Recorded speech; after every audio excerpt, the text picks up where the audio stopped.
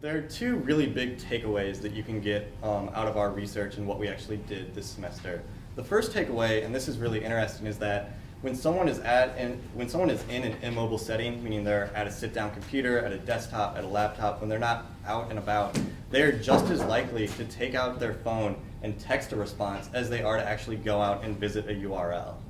So I find that really interesting. You know, as Alex mentioned, it's not hard to go up and type a URL into the bar in your web browser. But you know, people, because they're so accustomed to texting, that it's surprising that it's almost 50-50 split as to whether or not they will rather text or go to a URL.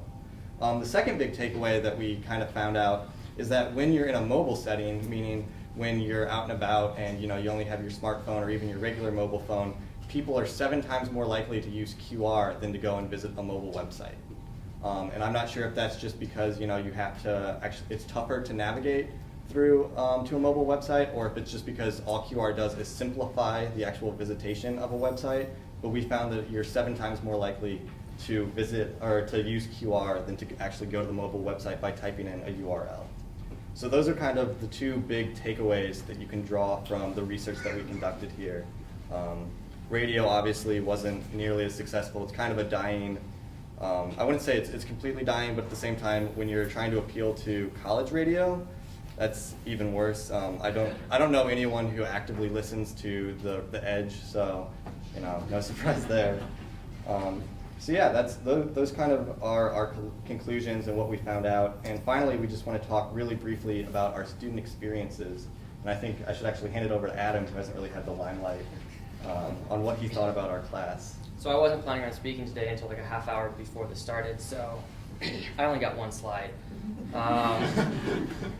But we learned a lot of things as we're interactive media students, not marketing majors or business students.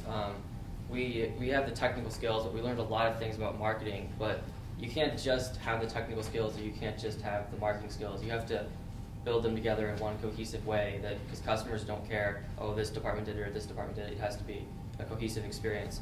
So besides that, I think we also learned the number of impressions it takes to get a response. We were astonished we didn't get tons and tons of results. We thought we did, we handed out 4,000 postcards, we'll at least get 1,000 responses, but we learned very quickly that's not how advertising works.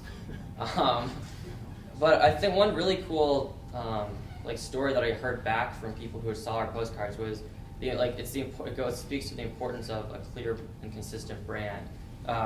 This lady had seen our posters across campus and weren't really sure what they were. She just saw them on the billboard, or not billboards, the things in the classrooms and on the walls, and she never responded. But then she got a postcard sent to her, and she knew what it was because it had the same graphic elements, and she was really excited. And then she responded because she got that second piece, and it was still consistent, so she knew what it was from.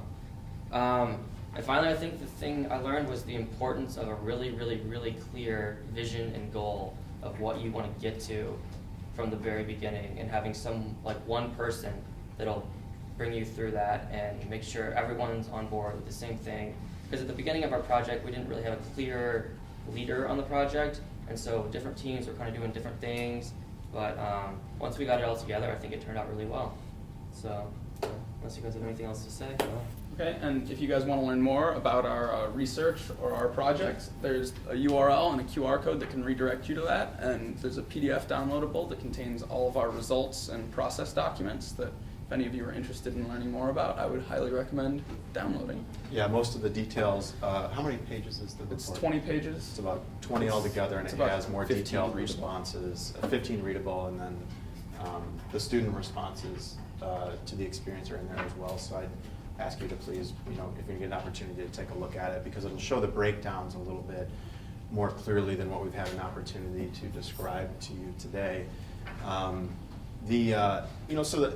do we do this? Well, in being part of the academy, we want to make things, but we're also extremely interested in wanting to measure these new advancements and sort of see what their effects are. And the other thing is, within the academy, to get partnership with someone who's creating a large campaign is very hard because they have a brand identity that they need to protect. So when I was looking for projects, I initially went out and talked to a bunch of people, and they're like, sounds great, but why don't you talk to someone else? I'm not really interested in being a guinea pig for this. So that's why, with this, we had to self-fund it. So in addition to sort of leading the project, we had to find the money to do the advertising, get the costumes, which as a teacher is great because the controller's office calls me like every week. So why are you advertising at the movie theater, and why are you having Gumby and Pokey costumes? It's sort of like these questions that sort of keep coming, and a lot of my time spent, writing briefs about why we're doing, what we're doing from a research perspective. But I think the takeaways that the students presented are extremely important, is that even with the growth of smartphone technology, the dominance of text as a mode for people to respond is still extremely strong, and it's ubiquitous and it's easy. And you have to understand too that our primary demographic was college-age students. And we did actually a series of research to look at how many of our students actually had smartphones, and it is very small. And the reason why is, why do you think? The cost, the data plans. And it's the same thing that's happening in the general market right now too, is that the cost of having, it's not the device, it's the subsidization of the plans is not robust enough that it is deployed widely.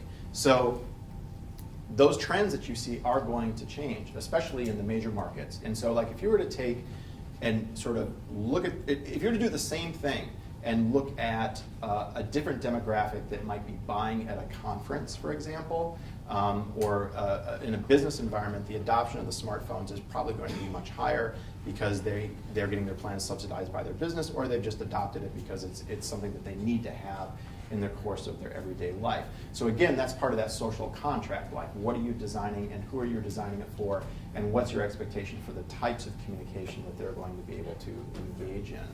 So with that, I'd like to thank our student presenters. You did a great job.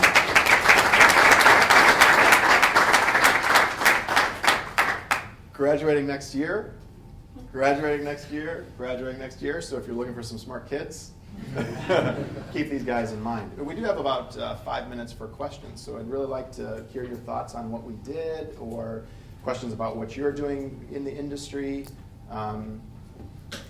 Be great to hear from you. I actually have a methodology question about this research. Sure. It's been about 10 years since I half-assed a radio show on the Bradley station. But Okay. back when I did it, it didn't really broadcast. Right. I mean, has it changed since then? Or is it still just broadcast on the? It is just broadcast here, but there's also a digital feed, so you can subscribe to it.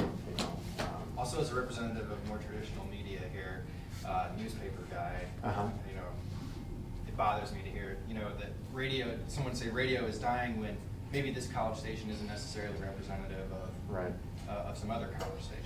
But I think that's a really good point, and I worked with them on the research study for some period of time, and the great part is we got to explore a lot of different things, but the other part is the learning experience and talking about what is it that you sort of posit and how do you put it out there. So believe it or not, a lot of the conversations that we had would be like, okay, how are you interpreting this data, and are you sure that you can accurately conclude that this is the result? So like if I was going to give a grade on that comment, I'd give it about a C-, because I think it's like a C-, D+ because it's generality, but that's. Well, I just think the context, It's extremely important because there are calls to action in traditional media that are extremely strong, and among a specific demographic, newspaper might be the perfect way that you would want to advertise and try to get people to engage. Not to reach these guys necessarily. Maybe not. It used to be like every day when I would come in to the university,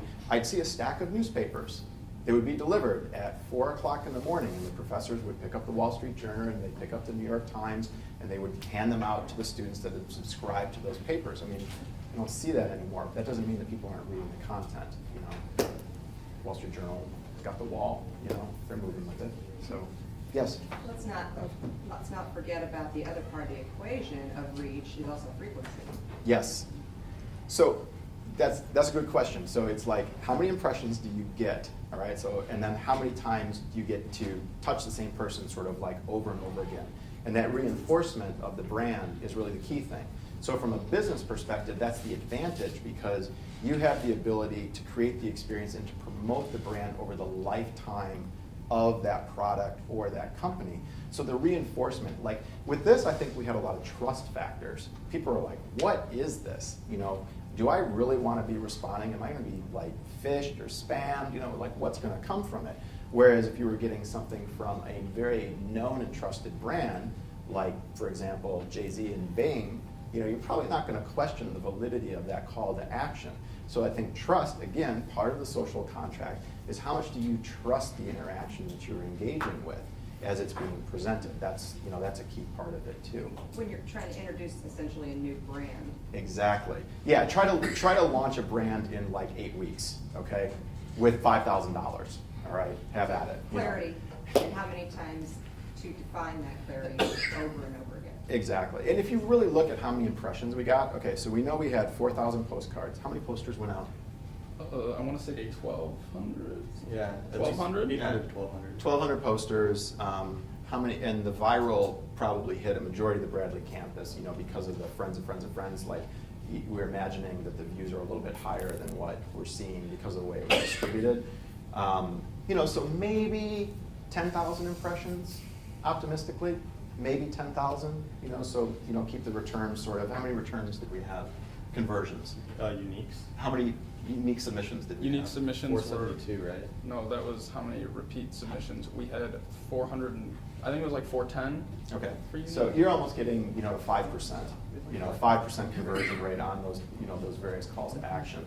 You know, and if you were going to look at the different modes, that's actually a pretty good rate of return that you would have. But again, it was in a specific demographic, you know, it's among students. And so, you know, my hope is to take this piece of research, publish their research, and then leverage it into something that's a little bit larger, attach it to some other brand initiatives. And then the best part is the analytics are so good. You know, the analytic tools are so amazing right now, but you sort of have to think about that before you go. One of the things, if you read the report, is you'll see how the different short code keywords and the different URLs allowed them to parse, you know, how people were responding to things. So low tech, but, you know, high yield on that front as well. So, yes, Tony. Yeah. Thank you for the presentation of the results. I was wondering if you got any information back either from Google Analytics or any other data sources that were available to you to let you know where responses were coming from. You know, one could infer something about the demographics of the audience from the location and the method they used to respond. Well, we actually, every ad modality had a different question associated with it. So based on the question response that was returned, we could tell which advertising modality it was based off of. We knew that the radio was obviously only Bradley. We had both a different question for on and off campus posters. We had various different YouTube videos, and that was kind of where location becomes a little more difficult, though you can use IP addresses to trace general location. So for the most part, yeah, we could tell where most of our responses were coming from.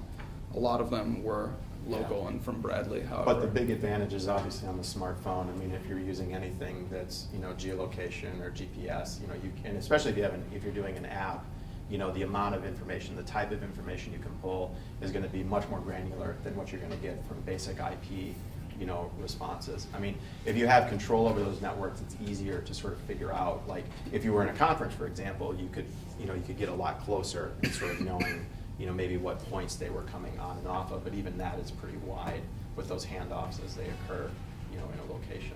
So, yeah, I mean, if we, like Tony, if we had another 8 weeks, I would have loved to have rolled a native app and then sort of, you know, gone out on that. But as many of you will learn, the problem with sort of doing native application is provisioning it and getting it out. But which talk will they learn about that in? Dan will be covering a little bit about that. Yeah, so if you want to learn about like how challenging it is to get something provisioned and out in your organization, Dan Pfeiffer will lead you on. Also an interactive media graduate as well. So, all right, well, thank you very much. Enjoy the rest of your day, and you got a little bit of time before the next session. There is a little bit of time before the next session, and there are snacks and refreshments that arrive. Thank you.